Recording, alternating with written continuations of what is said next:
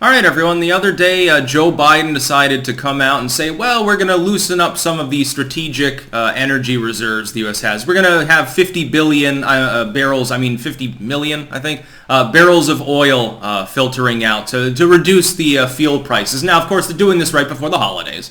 To try to marginally reduce things in order, the idea is if you bought that oil when it was a lot cheaper, and Trump bought a lot of oil for the reserve, then using it now, you kind of get a return because you're encouraging more travel. People are more likely to drive somewhere.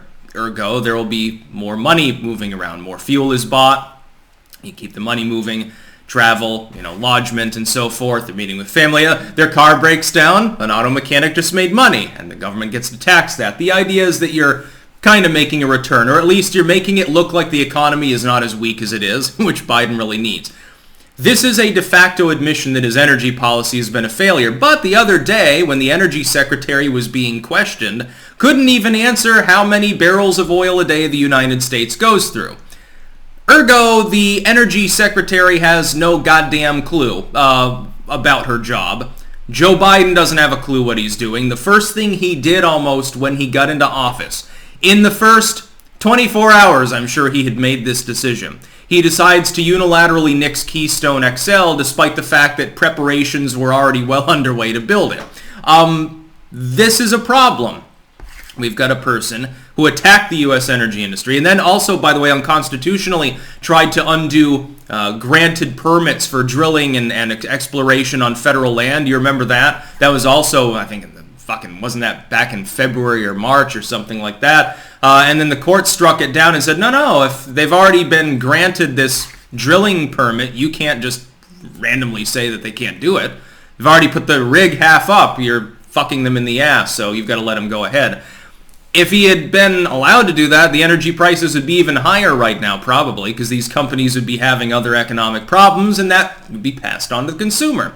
Biden has repeatedly begged, and doing it again, OPEC to free up more oil, when we could have been pumping oil from Canada, which is ethical because it's not involving slaves, it's not involving war-torn third world tin horn dictatorships, it's involving our hat.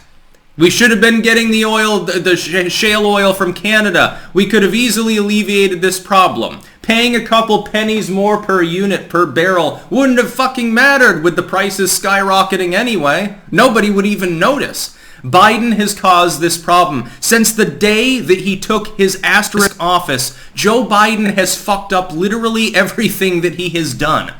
There is no redeeming facet to the Joe Biden presidency. He has made there's one example. I can give him credit for exactly one thing he has said in the entire course of his presidency, and that's about burying power lines and so forth to keep them safe from bad weather. That's about the only sane suggestion he's had. That was an afterthought thrown into the infrastructure bill that he didn't even initiate. That's the only thing.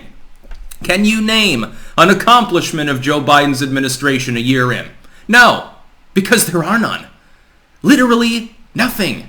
Never before have we seen a president this goddamn stupid, this goddamn incompetent. My energy secretary doesn't know how much oil we use. I'm sure that the 50 million barrels, though, will be totally sufficient. Now, it will be short term, but this is a tacit admission that things are moving in the wrong direction and terrible. You're trying to convince people, hey, you remember 4th of July, you're like, well, you saved, 12 cents on your 4th of July meal, assuming that you downsized, of course. That wasn't even true, but it was like the worst sloganeering, the worst brand of a political ideology that I've ever seen. Now we've got Joe Biden. Every single day he's talking about the economy now. He's trying to do a victory lap, which makes no sense because you've lost. Oh, inflation's under control. Wages are rising. Wages are rising well below inflation rates, which means that wages are falling right now. People are making less money. In paper, they're making more, but it's worth less. If I go from making $5 to making $10, but the price of goods triples, I've lost money. Clearly, I have. That's inarguable. I'm not making more because the purchasing power has declined. Even if I've got more of the money, it's worth considerably less. Inflation is over 6% right now and still rising. Janet Yellen thinks it'll keep going till the middle of next year. Citi, which is generally a respected group among the neoliberal elites, says it won't peak until February. Well, you got a ways to go. So it's not going to peak for 3 more months. So right through the holiday season, inflation's going to keep eating away at everybody's savings. That's going to be good for the economy. You could collapse the economy this way. It's going to be a pretty meager Thanksgiving for a lot of people. The price of everything is higher.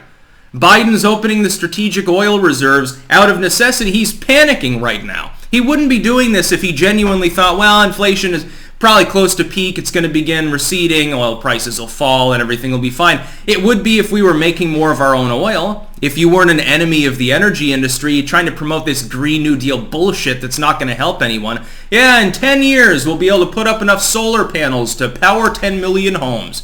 Wonderful. That's going to have a real negligible impact considering population growth and considering the amount you're shelling out and how long it'll take to put the systems in. We've had energy independence. We became a net exporter under Donald Trump. Biden's doing everything that he can do to piss that away. We should be on top of the world right now economically. But we've got lockdowners and a war on the energy sector and a president with dementia, an asterisk president, of course. He's going to be a footnote in presidential history. He's going to be regarded less than Jimmy Carter when he leaves office, which probably he might have to resign before his term's even up because he's getting so unpopular. He's riding down near 40 in an aggregate full of push polls. This dude's nuts. We're going to get some more oil into the economy. It'll drop the price. Yeah, but by what? 3 cents at the pump? 4 cents? Some insane total like that? You realize that quite a bit of oil is necessary to keep a large economy going. You know, we're not talking about Rwanda. This isn't Nicaragua. This is the United States. I could have been pumping in a huge amount of oil from Canada. That would really help with shortages. We wouldn't need truckers to transport that oil. But Joe Biden's so fucking stupid, he doesn't know what he's doing. That's about all. Peace out.